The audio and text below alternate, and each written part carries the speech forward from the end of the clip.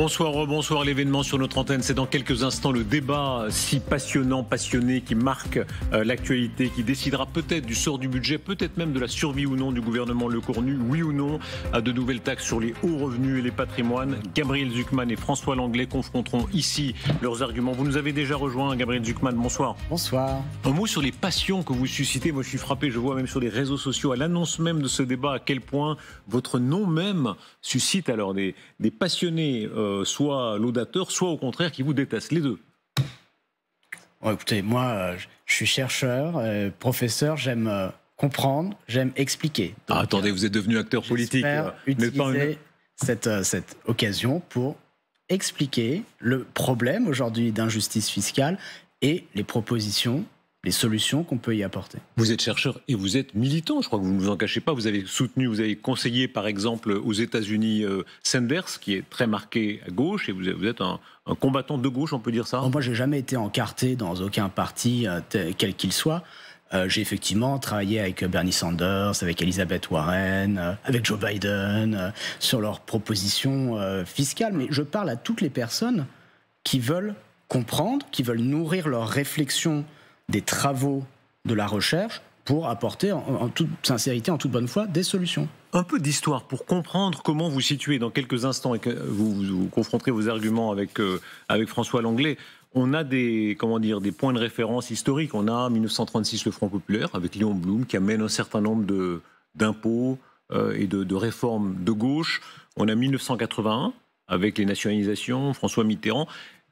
Que serait à l'idéal pour vous s'il y avait un changement majeur, le changement majeur, disons, de gauche aujourd'hui? C'est de créer cet impôt plancher sur les ultra-riches qui, aujourd'hui, payent 2 fois moins d'impôts en proportion de leurs revenus que le français moyen. Ceci dans un contexte de crise grave des finances publiques. Le changement dont on a besoin, c'est de s'assurer que les gens qui sont à la fois les plus fortunés et les moins imposés contribuent au même titre, au même niveau, parce que c'est ça l'impôt plancher de 2% que les autres catégories sociales. On est loin de la révolution fiscale. Il s'agit simplement de mettre en conformité nos lois fiscales avec notre principe constitutionnel fondamental d'égalité devant l'impôt. Alors on ouvrira ce débat dans un instant, mais pour qu'on pose ensemble les enjeux, on comprend bien là. Beaucoup vous accusent de faire une confusion entre ce qui est, pour être très précis, du cash, de l'argent cash dont les riches pourraient disposer, et ce qui est des actions, ce qui est une entreprise réelle. L'exemple de LVMH a été si souvent cité. LVMH, la fortune de LVMH, c'est de l'économie réelle. C'est pas comme l'oncle Picsou, une piscine avec des lingots d'or. C'est des emplois, des boutiques, des stocks, etc., etc. Donc, si on se met à taxer ça d'une façon ou d'une autre, ils peuvent vendre leurs actions ailleurs. Peu à peu, l'entreprise s'appauvrira. Il y aura moins d'emplois, moins d'embauches, moins d'investissements. On peut répondre à ça. Non, mais là, il y a une mécompréhension. Il ne s'agit pas de créer un impôt sur les entreprises. Il s'agit de s'assurer que les personnes physiques, les ultra-riches, les personnes qui ont plus de 100 millions d'euros de patrimoine, payent un minimum d'impôts personnels sur leur fortune personnelle. On ne taxe pas les capitaux de LVMH. Soyons très clairs. Mais c'est l'entreprise au total que vous avez taxé. C'est la fortune des personnes. Ouais. C'est important que tout le monde comprenne. Et la fortune des ultra-riches, elle est principalement constituée d'actions dans des entreprises. Et ces actions, c'est la réalité de l'entreprise. C'est ça que vos détracteurs disent. Ils disent en réalité, vous allez appauvrir des grandes sociétés qui fournissent de la richesse à la France.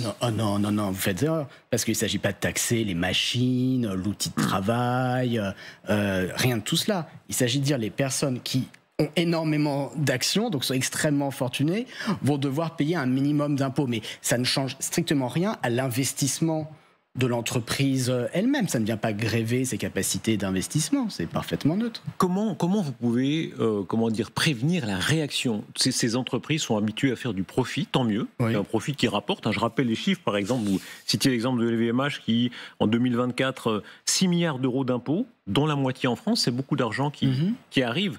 D'abord, est-ce que vous en félicitez? Oui, elles font des bénéfices et je le prends bien sûr en compte dans mes calculs. Comme je l'explique dans le livre, les milliardaires ne payent pas d'impôt sur le revenu et nous allons y mettre fin. Que j'encourage tout le monde à lire, ne serait-ce que pour comprendre ces questions qui sont importantes, qui méritent d'être débattues démocratiquement et se faire leur propre avis.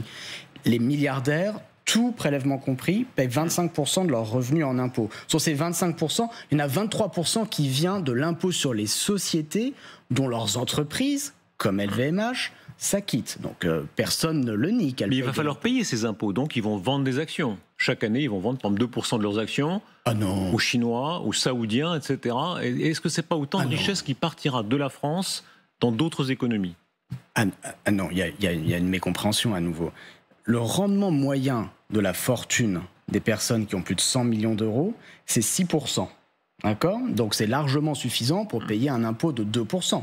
C'est une moyenne. Alors c'est vrai qu'il peut y avoir des cas où les gens ont moins de 2%. Dans ce cas-là, et je pense qu'on en reparlera avec François Langlais, je le discute, je l'explique dans le livre, il y a tout un tas de modalités de paiement de l'impôt possibles, mais en aucun cas, aucune de ces modalités qui sont discutées ne se traduirait par une vente d'actions à des non-résidents.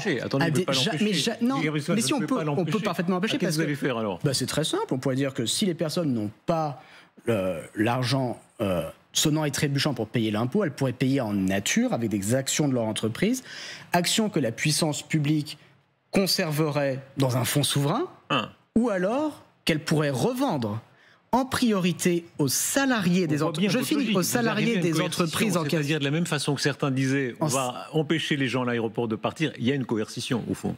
Donc l'État pourrait revendre en priorité aux salariés des entreprises en question, ou s'il n'y a pas assez de preneurs chez les salariés, à d'autres investisseurs résidents, en interdisant la revente à des non-résidents. Donc est-ce que rien ne sort de France. Est-ce que ça veut dire même que au fond, vous êtes dans une logique un peu, c'est pas chacun juge, on peut juger ça bien ou pas, mais de nationalisation partielle? C'est une logique qui consiste à faire entrer les milliardaires dans le champ de la solidarité nationale. À poser un nouveau principe qui est que l'extrême richesse... Ça, c'est la formule poétique. La formule un peu plus brutale, est-ce que c'est pas nationalisation déguisée? Non, c'est que l'extrême richesse doit s'accompagner de devoirs incompressibles vis-à-vis de la communauté nationale, effectivement. Gabriel Zucman, on va ouvrir le débat, François Langlais va nous rejoindre dans un instant. Ces comparaisons historiques, elles sont évidemment très, très parlantes. Les nationalisations, ça n'a pas très bien marché. Ça, je pense que vous le concédez. Après 1981, on a vu à quel point il a fallu revenir en arrière. Aujourd'hui, avec un peu de provocation, ces milliards, mettons qu'on les transfère à l'État, quand on voit le désastre de la gestion de l'argent par l'État, les comptes sont dans un état désastreux. Est-ce que ce n'est pas une erreur de penser qu'ils sont mieux gérés par l'État que par une entreprise comme LVMH ou d'autres? Il y a beaucoup d'autres exemples à donner qui, elles, fonctionnent. Bien ou mal, mais elles font du profit. Et ce profit, ensuite, est taxé. Alors, 2 points. Premièrement, il ne s'agit pas du tout de nationalisation. Nationalisation, c'est quand l'État prend 100% des actions. Oui, mais il y a des partiels. Parle ça, c'est petit à petit, quoi. 2%. D'accord ? Dans un contexte où les fortunes en question ont augmenté de 10% par an en moyenne depuis 30 ans et génèrent un rendement sonnant et trébuchant de 6% l'an. Donc on est très, très, très loin d'une nationalisation. Deuxièmement, votre question, c'est celle de l'efficacité de la dépense publique. Elle peut être rendue plus efficace, la dépense publique. Mais ça va être très difficile de demander des efforts à qui que ce soit tant que les milliardaires paieront 2 fois moins d'impôts en proportion de leurs revenus que les autres catégories sociales. Donc si on veut débloquer la situation budgétaire, il faut commencer par résoudre cette anomalie. Quand on regarde la réalité de l'État en France, évidemment, il y a des domaines où il faut, comme vous dites, la solidarité, l'hôpital, l'éducation. Il y a quelques domaines où la solidarité doit agir. Mais pour le reste, est-ce qu'il faut reconnaître qu'au total, l'entreprise privée fonctionne mieux que l'État? Quand on voit la réalité, encore une fois, 3 400 milliards de dettes, ça, c'est la réalité de la gestion de l'État. Une entreprise qui ferait ça, une famille qui ferait ça, elle n'est plus là. C'est déjà la faillite, Bon, vous savez, il y a aussi des inefficacités dans la dépense privée. Par exemple, là, à ce moment-là. Par exemple, on pourrait privatiser la santé, comme aux États-Unis, qui n'est pas un modèle d'efficacité de la dépense privée, parce que les États-Unis dépensent 20% de leur PIB il y a des domaines où il faut dépenses de santé avec des performances qui sont catastrophiques. Donc il y a quand même tout un tas de domaines dans l'économie, comme la santé, comme l'éducation, comme les infrastructures publiques, où c'est quand même la dépense publique qui est nettement plus efficace, en plus d'être plus juste, que la dépense privée. Mais il y a bien sûr tout un débat légitime à avoir sur le champ exact de la dépense publique et de la dépense privée. On va ouvrir le débat. Merci beaucoup de cette première présentation. Je vous en prie, François, rejoignez-nous. François Langlais, éditorialiste économique à TF1 LCI. Gabriel Zucman, vous rappeliez même votre livre « Les milliardaires ne paient pas d'impôts sur le revenu et nous allons y mettre fin ». C'est aux éditions du Seuil. Premier sujet de discussion tout simple dans vos deux points de vue respectifs, c'est la nécessité ou non de taxer. Est-ce qu'il est vrai ou non qu'il y a une part des Français fortunés qui ne paient pas suffisamment d'impôts? François Langlais, vous commencez. Bonsoir Gabriel Zucman, bonsoir Darius. Alors c'est effectivement, je pense qu'il faut commencer par ça, c'est la base morale au fond de votre initiative fiscale. Morale au sens noble, hein. La fiscalité après tout elle est dans le sens elle est dans le champ de la morale. Mais vous dites, vous entendez à l'instant dire, les milliardaires payent 2 fois moins d'impôts que les Français moyens. C'est vrai quand on s'intéresse seulement au taux d'imposition. Mais vous savez comme moi qu'en réalité, pour évaluer le coût d'un modèle social, il faut prendre en compte 2 choses. Ce qu'on paye et ce qu'on reçoit. Si on fait ce travail, on a une photographie complètement différente. Parce qu'on a, c'est l'INSEE qui le dit, à peu près 60% des Français qui reçoivent plus que ce qu'ils ne donnent, à la fois sous la forme de services publics, les biens en nature, et d'allocations quelles qu'en soient les modalités. Donc on a, quand on intègre ce que verse l'État, et c'est bien nécessaire et légitime aux citoyens, une photographie complètement différente de celle que vous décrivez, c'est-à-dire de milliardaires à l'extrémité du spectre qui finalement contribueraient très peu et surtout pas à la hauteur de leur fortune. Et c'est pour poursuivre un petit peu sur ce thème-là une seconde, c'est un petit peu ce qu'on entend à la fois dans ce que vous dites et puis dans ce que disent les promoteurs de votre taxe. Au fond, cette richesse, ça serait une forme de prédation. Ça serait pris aux Français de façon injuste. En réalité, de quoi s'agit-il ? Il s'agit d'une richesse boursière, la plupart du temps, dont on sait très bien qu'elle est déformée par l'extraordinaire bulle financière. Ça arrive 2 fois par siècle, vous savez ça comme moi, ça a été décrit par d'éminents économistes que vous connaissez. Et puis elle vient du fait que ces entreprises, elles ont conquis des marchés à l'étranger. 80% du chiffre d'affaires du CAC 40 est fait à l'étranger. C'est-à-dire que on peut même retourner votre raisonnement. Au fond, ces fortunes sont nées d'une extraordinaire baisse des inégalités dans le monde. Le fait que les Chinois consomment les produits français et fassent travailler des Français. Donc, il n'y a pas de raison de s'en plaindre, mais plutôt, me semble-t-il, une raison de s'en réjouir. Alors, sur le premier point, qui est le caractère redistributif de l'intervention de la puissance publique dans l'économie, vous avez raison, je l'explique. Dans le livre, les milliardaires ne paient pas d'impôts sur le revenu et nous allons y mettre fin. Si on regarde l'ensemble de l'intervention de la puissance publique, c'est-à-dire les transferts, les dépenses publiques, plus les taxes, bien sûr, et il faut s'en réjouir, cette intervention, elle est très redistributive. Nous sommes d'accord. Ça ne change rien du tout au problème que les milliardaires paient très peu d'impôts sur le revenu et qu'en conséquence, tout prélèvement obligatoire compris, ils ont des taux de prélèvement obligatoire qui sont nettement plus faibles que les classes au-dessus. Non, laissez-moi, je ne vous ai pas interrompu, François Langlais.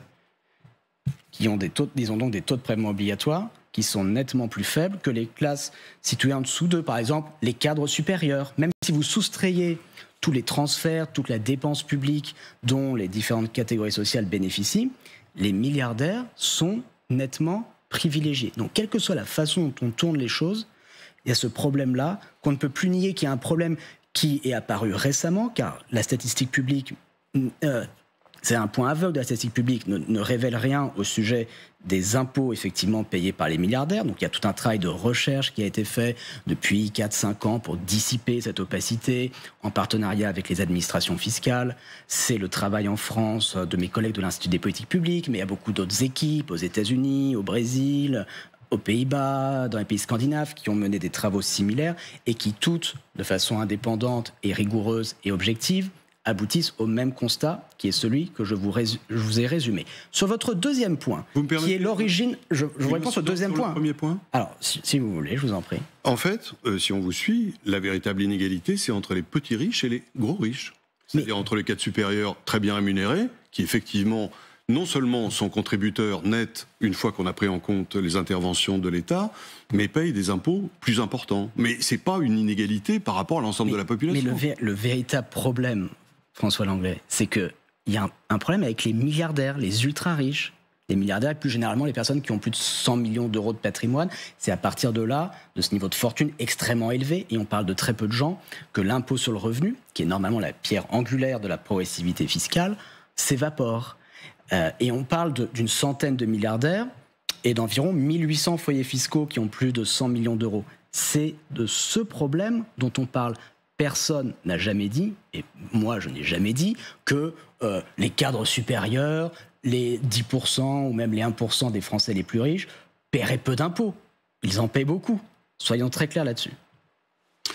Le deuxième point, vous vouliez me répondre au sujet de l'origine de ces fortunes. Oui, l'origine de leur fortune. Elle n'est pas condamnable. Elle est au contraire très utile au pays. Et je veux dire, c'est tout à fait indispensable qu'on ait des grandes entreprises qui vendent à l'étranger et fassent travailler, dans la mesure du possible, le plus possible les Français. Mais vous avez l'air de penser que derrière tout ça, il y a une posture morale. C'est pas le cas. C'est une analyse factuelle. On a des grandes fortunes qui, d'après le classement du magazine Challenge, sont passées en 1996, première année du classement des 500 fortunes Challenge, de l'équivalent de 6% du PIB en patrimoine à 42% du PIB sur une période de presque 30 ans.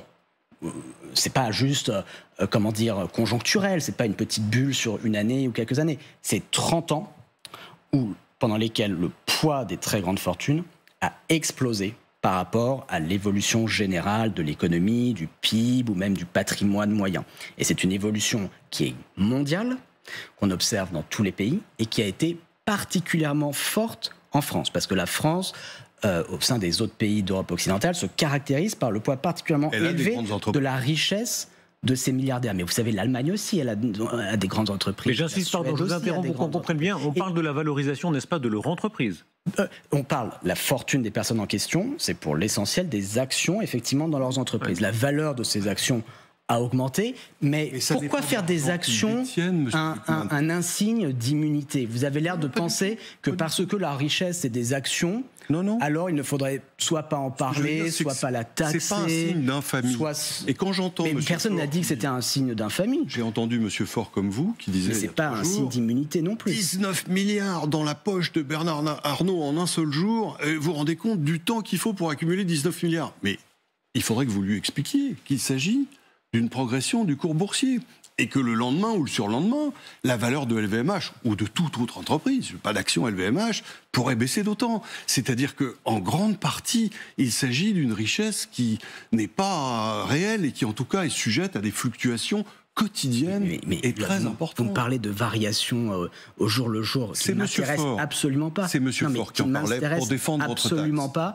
Et moi, je vous parle de l'évolution internationale et sur 30 ans et d'une situation où aujourd'hui, on a ces fortunes qui pèsent 42% du PIB. Qu'est-ce que ça veut dire concrètement? Quand elles pèsent 6% du PIB, ça veut dire si vous les taxez à 2%, ça pourrait rapporter de l'ordre de 0,1 point de PIB en recette fiscale supplémentaire. Parlons-en. On est dans l'épaisseur du trait. Mais quand elle pèse 42% du PIB, ça rapporterait 0,8 points de PIB. Gabriel Zucman et François Langlais, j'aimerais vous entendre sur le revenu de tout ça, qu'on soit pour ou contre ce type de taxation, est-ce que ça rapporterait ou non? Écoutez, Michel-Édouard Leclerc, il était sur notre antenne hier, et il a cette expression un peu imagée, il dit ça fait bander la gauche, mais ça ne servirait pas à grand-chose. En gros, écoutez exactement son propos. Taxer des riches pour prendre leur fric et les mettre dans un seau où il y a des trous, ça résout pas le problème des Français. Ça fait peut-être bander la gauche et ça fait peut-être éructer la droite et le patronat. Ça résout rien. Sur le résultat, puisque c'est ça le thème suivant, oui ou non, est-ce que ça aurait du résultat, si on veut chiffrer ça, est-ce que ça rapporterait, Gabriel Zucman? Ça rapporterait de l'ordre de 20 milliards d'euros à partir du moment où on crée un dispositif sans échappatoire. Parce que c'est là la clé du rendement budgétaire. On avait un impôt sur les grandes fortunes en France, l'ISF, créé en 1981 sous le nom d'impôt sur les grandes fortunes, mais il avait tout un tas de niches fiscales, d'exonérations qui ont eu deux conséquences. D'abord, les personnes qui tombaient dans ces exonérations n'avaient pas à payer l'impôt, et en plus, ça leur permettait aux autres d'optimiser, comme ça, pour échapper à l'impôt. Donc, moi, ce que j'ai proposé, c'est de tirer les leçons de cette expérience historique et internationale, qui n'est pas probante. Je suis critique de l'ISF pour créer quelque chose de différent. Sur le rapport financier. Écoutez, vous appréhendez les choses en éminent universitaire que vous êtes. Mais la réalité, c'est que les contribuables n'attendent pas sous le marteau fiscal que vous avez préparé pour eux. Les contribuables qui ont 100 millions d'euros de patrimoine. Oui, non, ça, ils ne l'attendent pas. Ils sont... Quels que soient les contribuables. Et au fond, plus ils sont riches, plus ils ont de moyens d'échapper à l'impôt. Je n'en veux pour preuve que une tribune qui a été faite par quelqu'un que vous connaissez très bien, Philippe Aghion, éminent économiste lui aussi, qui lui, en vertu justement de ce comportement d'évitement qu'on peut attendre de la part des contribuables, évalue le rendement plutôt à 5 milliards. C'est pas pareil, 5 milliards et 20 milliards. Pourquoi ? Parce que vous taxez le contribuable, le propriétaire de l'entreprise, sur la valeur de l'entreprise qu'il détient. Sur les actions. La valeur de l'entreprise qu'il détient, les actions qu'il détient dans l'entreprise. Mais vous le contraignez à faire face à une alternative qui, dans les deux cas, est désastreuse. Pour le pays, j'entends. Pour lui, on s'en fiche. Pas le sujet. C'est pour le pays. C'est pour l'emploi. C'est pour la croissance. Première route qu'il peut prendre, payer. Dans ce cas-là, qu'est-ce qu'il va faire ? Il va faire cracher son entreprise en dividendes. Parce que vous allez lui demander des millions, des dizaines de millions, des centaines de millions, des milliards dans certains cas très faibles. Les gens qui possèdent justement une très grosse fortune. Ils vont avoir besoin de se procurer ces milliards. La seule façon, ça va être de faire cracher l'entreprise en dividendes au détriment de l'investissement et du développement. Ça, c'est la première route. Très désagréable. La réponse là-dessus, puis c'est un point central. Est-ce que le résumé là-dessus, j'aimerais vous entendre, est-ce que oui ou non, ça signifiera moins d'investissement, moins d'embauches, c'est évident, moins de ruissellement, pour reprendre l'expression qui a beaucoup circulé ? Non, absolument pas. J'insiste sur le fait que ce n'est pas un impôt sur les entreprises ne sont pas concernées, on ne vient pas taxer leurs bénéfices, on ne vient pas taxer leur capital, on ne vient pas forcer à faire sortir de l'argent de l'entreprise, on vient demander aux personnes dont la fortune dépasse 100 millions... les actions, c'est bien du capital, je ne veux pas la distinction. Donc, les actions, c'est du capital, vous ne pas sur le capital, oui, les actions, c'est le capital. Un instant, je vais répondre à votre question. Oui. Donc, le rendement moyen... pour les personnes qui ont plus de 100 millions d'euros de patrimoine, c'est 6%. Oui, mais là encore, c'est nettement supérieur à 2%. Ça dépend des années, ça dépend des secteurs. C'est la moyenne, donc c'est la moyenne, vous avez raison, c'est une moyenne, donc tout le monde n'est pas dans cette situation. Pour certains, ça va être 8, pour certains, ça va être 4. En moyenne, c'est 6%. C'est nettement supérieur à 2%. Donc les personnes ont largement de quoi payer l'impôt avec leur liquidité. Quand les milliardaires prétendent ne pas avoir de liquidité, prétendent avoir des problèmes de liquidité, c'est qu'ils organisent leur propre illiquidité précisément pour échapper à l'impôt sur le revenu. D'accord ? Ça, c'est très important de comprendre ça. Deuxièmement, le 6% est une moyenne. Il y a des cas qui sont rares, mais réels, où il peut y avoir des vrais problèmes de liquidité, où les personnes ont une fortune qui ne génère pas encore de rendement. C'est le cas des licornes, Mistral et AI. Dans ce cas-là, il ne faut pas réinventer la roue, il faut partir des dispositifs, des modalités de paiement qui existent déjà dans la législation française pour l'impôt sur le patrimoine qu'on a depuis des siècles, qui s'appelle l'impôt sur les successions. Il y a un impôt sur les successions qui est au taux de 45% pour les grandes successions, qui pose des problèmes de liquidité. Et 45%, c'est beaucoup plus que 2%. Donc, vous héritez d'une entreprise, vous héritez d'œuvres d'art, vous héritez d'actifs qui ne génèrent pas forcément de liquidité, mais vous devez payer 45%, même si le taux effectif est nettement inférieur à 45%, il est néanmoins nettement supérieur à 2%. Donc, ce qu'on a permis de faire depuis très longtemps, on a réfléchi à tout un tas de modalités de paiement de l'impôt, par exemple étaler les paiements ou permettre aux personnes concernées de payer en nature avec le mécanisme qui s'appelle le mécanisme de dation. Si vous héritez d'œuvres d'art, des tableaux de Picasso, des sculptures, vous pouvez payer l'impôt sur les successions en nature avec ces œuvres d'art d'un montant équivalent à l'impôt dû.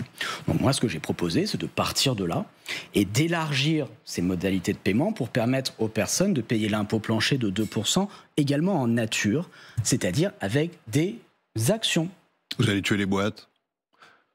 Vous avez créé une sous-direction du budget chargée de l'intelligence artificielle qui investira, enfin qui gérera les boîtes comme Mistral AI, alors que cette boîte, rappelons-le, l'espoir d'intelligence artificielle français, elle se bat contre OpenAI que vous connaissez, vous avez travaillé aux États-Unis, où il y a une valorisation 10 fois supérieure.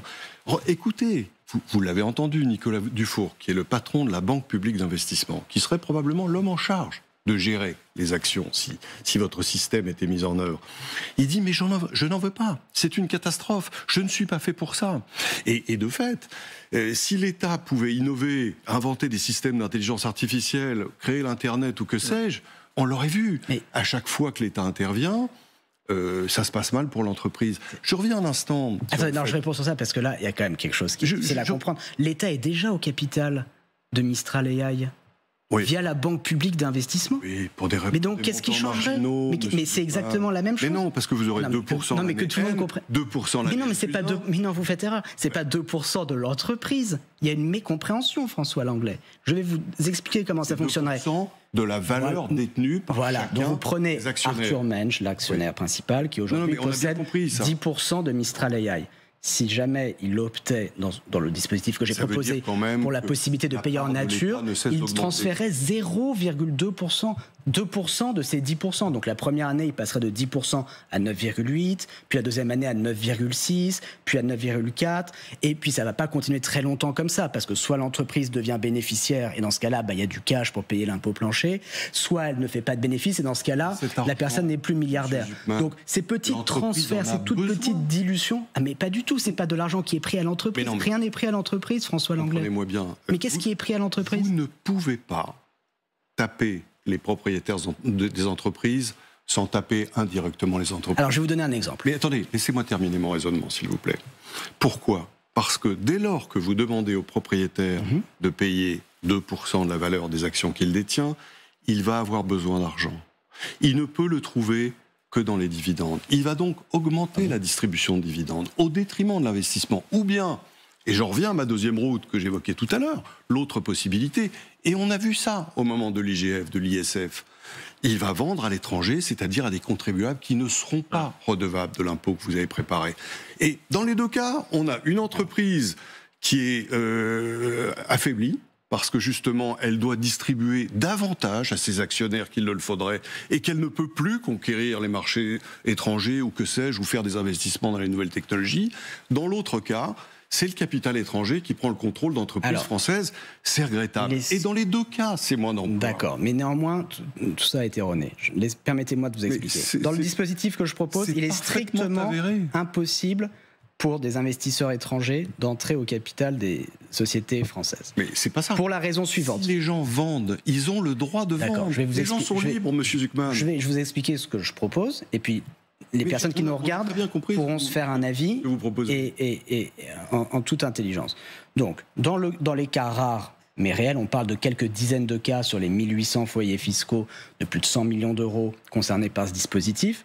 Dans ces quelques dizaines de cas, il pourrait y avoir la possibilité de payer en nature avec des actions de l'entreprise. Vous l'avez dit. La puissance publique pourrait ensuite soit garder ces titres dans un fonds souverain. Comme ça, la collectivité, la France dans son ensemble, bénéficierait du succès des entreprises en question. Ou alors, si elle le souhaitait, elle pourrait revendre ses actions. J'ai proposé qu'elle les revende en priorité aux salariés des entreprises en question, et que s'il n'y a pas assez de preneurs chez les salariés, elle les revende à d'autres investisseurs français, en interdisant la revente à des non-résidents. Donc vous comprenez, soit les titres sont possédés par la puissance publique dans un fonds souverain, soit par les salariés des entreprises françaises, soit par des investisseurs français. Dans aucun cas, les titres ne peuvent devenir propriété d'investisseurs étrangers. C'est aujourd'hui que ces titres sont détenus par des investisseurs étrangers. Si vous regardez le capital de OpenAI, c'est des fonds d'investissement californiens, c'est depuis récemment une entreprise néerlandaise. Bon, donc c'est l'inverse. Moi, ce que je propose, c'est simplement que les milliardaires... Qu'on comprenne bien, ça veut dire que vous allez sujet à un plancher pour que leur succès bénéficie à la communauté nationale. Gabriel Zucman, et je vous pose la question en deux, ça veut dire que vous voulez interdire un certain nombre de faits d'investissements étrangers en France. Des étrangers qui ne pourront plus acheter des actions. Non, pas du tout. Que juste que ces quelques titres, parce qu'encore une fois, on parle de cas rares, marginaux, que la puissance publique pourrait acquérir dans le contexte de ces mécanismes de paiement en nature et qu'elle choisirait de revendre, on parle de très peu d'argent, que juste on interdise de les revendre à des non-résidents. Donc qu'on nous parle pas de prise de contrôle par des puissances étrangères. La France regorge d'épargne, François Langlais. Vous connaissez les chiffres comme moi. 200 milliards par an d'épargne nette. Donc si la puissance publique met en vente des titres pour quelques dizaines de millions d'euros, bien sûr qu'il n'y aura aucun problème pour trouver des preneurs en France. Les Français n'investissent pas en actions pour des raisons... Mais les banques, les sociétés d'assurance, les SICAV, les organismes de placement en valeur mobilière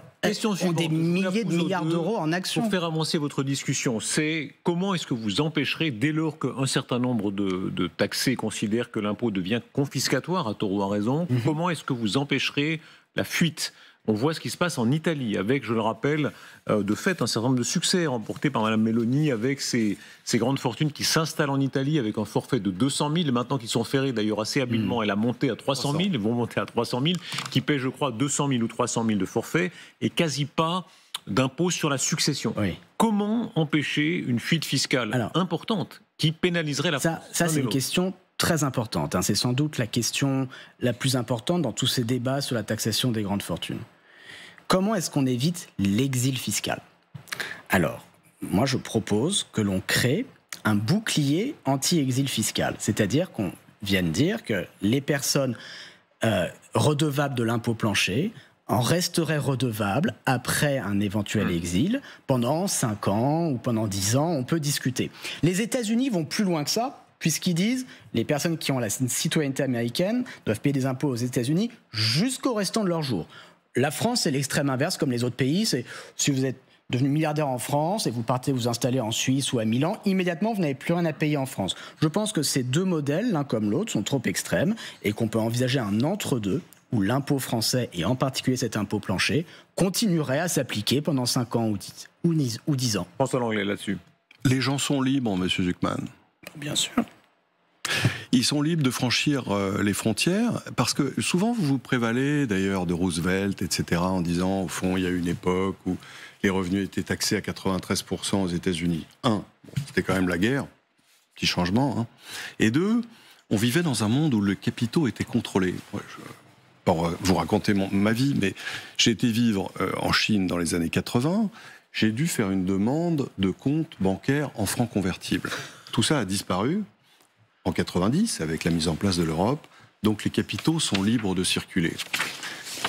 Et de fait, à partir du moment où vous créez des incitations négatives, dissuasives, vous allez vider la France de ses talents. Darius citait de façon très opportune l'exemple de l'Italie. Vous connaissez le bilan de l'histoire italienne. 30 000 personnes ont rejoint l'Italie grâce ou à cause, tout dépend du sens dans lequel on envisage les choses, à ce forfait fiscal. La moitié d'Italiens qui étaient expatriés, qui sont revenus en Italie parce que justement les conditions fiscales qui leur étaient consenties étaient très avantageuses. Pour l'autre, ce sont des Britanniques, des Suisses, oui, même des Suisses, des Français. Mais sauf que vous ne répondez pas à ce que je viens d'expliquer. Il n'y aurait aucune raison fiscale de s'installer dans un pays autre que la France, puisqu'il y aurait une neutralité fiscale. Moi, ce que je propose de dire, c'est que où que vous viviez pendant au moins 5 ans ou 10 ans, le fait d'être à Paris, le fait d'être à Milan ou en Belgique ou en Suisse soit parfaitement neutre. Si vous déménagez, et c'est bien sûr votre droit, c'est votre liberté qui n'est pas remise en cause, dans un autre pays, la France viendra collecter la différence entre ce que vous allez payer dans votre nouveau pays et ce plancher de 2%. Ça forme à la législation, M. Zuckman. Si je vais m'installer en Italie... Oui. Il y a des conventions fiscales qui lient la France avec l'Italie. Vous ne pouvez pas arriver avec les contrôleurs des impôts en disant « donnez-moi 100 millions ». Non, mais ça ne marche pas. Sur ce point également, vous faites erreur, François Langlais, puisqu'on peut écrire ce bouclier anti-exil de façon à ne même pas avoir à renégocier les conventions de double imposition. Il faut simplement le structurer sous forme de ce qui s'appelle une exit tax, c'est-à-dire que cet impôt serait payable au moment de partir, quand la personne est encore résidente fiscale en France. Et donc, il n'y a aucun besoin de renégocier les conventions fiscales. C'est quelque chose qu'on peut faire demain, tout seul. Ça veut dire que vous enfermez de facto les entrepreneurs en France en disant, les gars, si vous sortez, ça va vous coûter... Non, c'est de poser le principe que ça doit être neutre. Que vous soyez en France... Mais si, c'est neutre. Vous allez payer le même montant. Vous allez interdire aux gens de sortir, sauf à acquitter ces taxes. Non, il y a une mécompréhension, François Langlais. C'est de créer une égalité de traitement. C'est que vous soyez à Paris, j'ai bien compris, ou à Milan, ou à Bruxelles, pendant 5 ans ou 10 ans, ou 15 ans, discutons, vous allez payer le même montant, comme si vous étiez encore en France. Mais c'est le système américain. Le système américain, justement, il vous prive de la nationalité. C'est-à-dire que vous pouvez risquer de perdre votre nationalité. On peut penser que... Non, vous ne pouvez pas perdre votre nationalité. Si, vous pouvez. Enfin, vous pouvez renoncer, on ne peut pas vous la prendre. C'est ça. Vous pouvez choisir de renoncer. C'est autre chose. De renoncer à votre nationalité pour ne pas payer les impôts. C'est ce qui se passerait en France avec votre système. J'aimerais votre regard moi, c'est pas fondé sur la citoyenneté, donc on ne peut pas y renoncer. Moi, c'est simplement de poser le principe que si vous êtes devenu milliardaire, si vous quand même en partie grâce aux infrastructures, à l'éducation, vous devez continuer à payer un minimum pendant un certain nombre d'années. Excusez-moi, votre regard l'un et l'autre sur ce qui se passe en Argentine. On peut voir l'image peut-être, le triomphe électoral de Milei, Javier Milei, qui a remporté, je crois, plus de 40% des suffrages sur un programme évidemment très libéral. Et alors, chacun ira de ses exemples avec les pays, mais on a là l'exemple d'un pays qui est allé très loin dans la réduction des dépenses de l'État, avec cette conviction de philosophie, disons, financière de Milei, que l'État est moins bon gestionnaire, sauf pour certains domaines dont on parlait tout à l'heure, la santé, l'éducation, etc. Pour tout le reste, l'État est moins bon gestionnaire que le privé. Et plus on réduit la part de l'État, mieux c'est. Et il revendique aussi, alors d'abord une baisse de la dette, qui est très spectaculaire. On était à 155% du PIB en 2023, 2024 85, 2025 73% en prévision. Et même la pauvreté a reculé. Quand vous regardez l'exemple, il ne s'agit pas de faire du Milei tel quel, évidemment. Je pense d'ailleurs que ce n'est pas votre ami. Mais disons l'un et l'autre, les leçons que vous tirez de cela. Écoutez, c'est une thérapie extrêmement dure pour une situation qui était catastrophique. Donc je ne suis pas sûr qu'on puisse en tirer des leçons pour des pays comme le nôtre.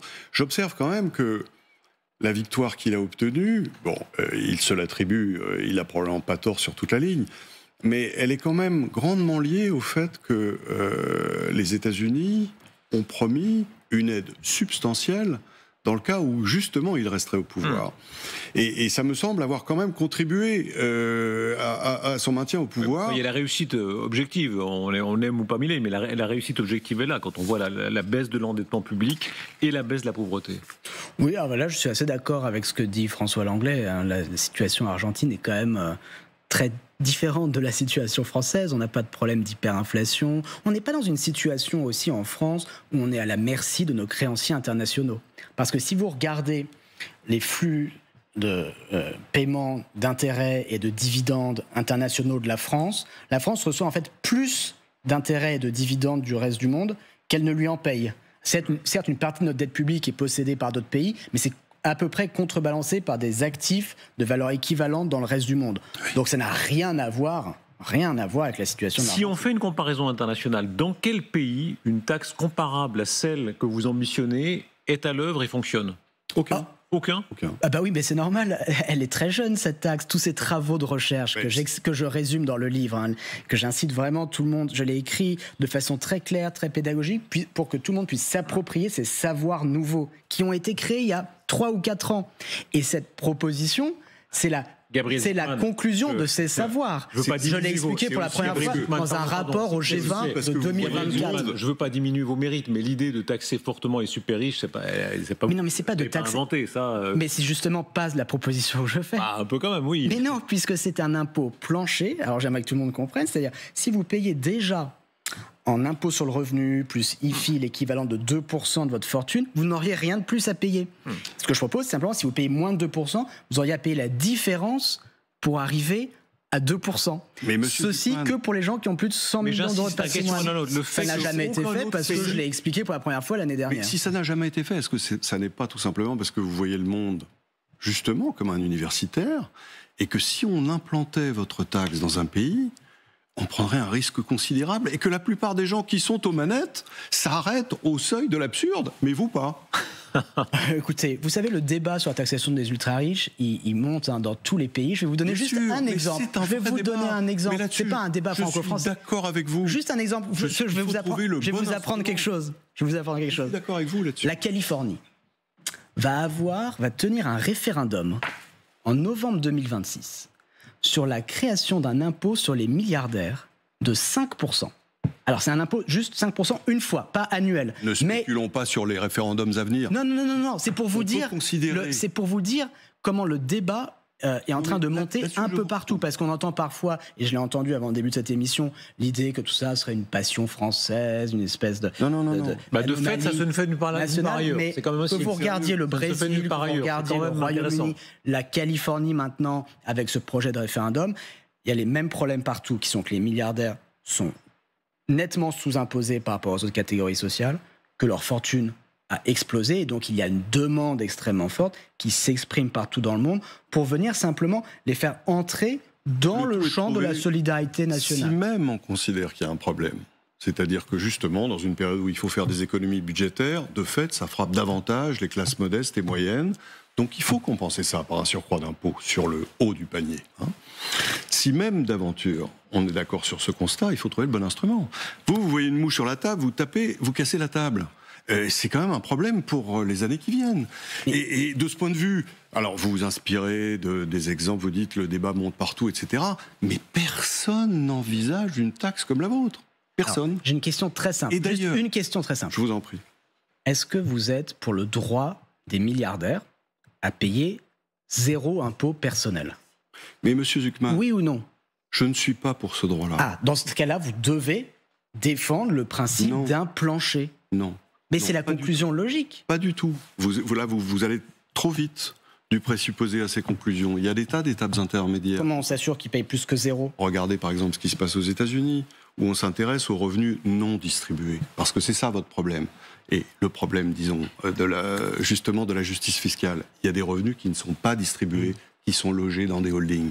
Les États-Unis taxent ces revenus. Oui, mais ça n'empêche pas que certains milliardaires américains payent 0 impôt. Regardez, il y a quelques années, il y avait des révélations du média ProPublica sur les taxes des milliardaires américains, et ils ont expliqué que certaines années, Jeff Bezos avait payé tellement peu d'impôts sur le revenu, quasiment 0, qu'il avait demandé les allocations familiales. Je ne dis pas que le système... Vous voyez qu'il y a quand même un gros problème.